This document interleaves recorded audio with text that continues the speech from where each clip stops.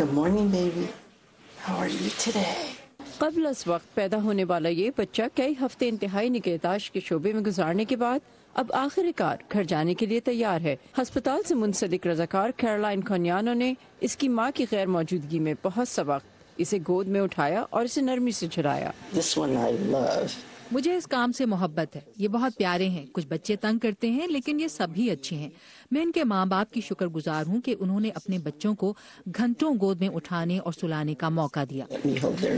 Caroline جیسے رضاکار California کے اس ہسپتال میں قبل از وقت پیدا ہونے والے بچوں کے لیے پیشہ ور کڈلرز یعنی ان بچوں کو گلے لگانے کے لیے رکھے گئے ہیں۔ ہسپتال ان رضاکاروں کا انتخاب بہت احتیاط سے کرتا ہے۔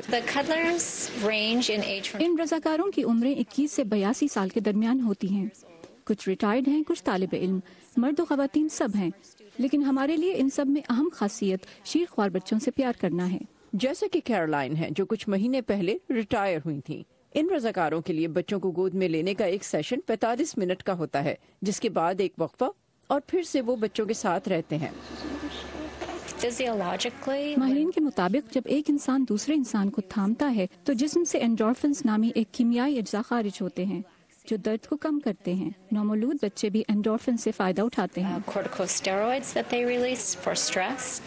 13 سال پہلے شروع کیا جانے والا یہ پروگرام رضاکاروں کو ان کے بامقصد ہونے کا احساس، بچوں کی نشو و نما اور ماں باپ کو تسلی دینے میں مددگار ہے۔ مجھے نہیں پتا تھا کہ یہاں بچوں کو گلے لگانے والے رضاکار بھی ہیں۔ جب میں یہاں آئی تو میں نے ایک رضاکار کو دیکھا جس سے مجھے اطمینان ملا کہ میرے نہ ہوتے ہوئے بھی کوئی ہے جو میرے بچے کا خیال رکھے گا۔ امریکہ بھر میں ہسپتال ایسے ہی پروگرام شروع کر رہے ہیں تاکہ نومولود بچوں کو جلد از جلد ان کے گھر بھیجا جا سکے۔ اینجلینا بگجسریان کے ساتھ صبا شاہ خان، وائس آف امریکہ۔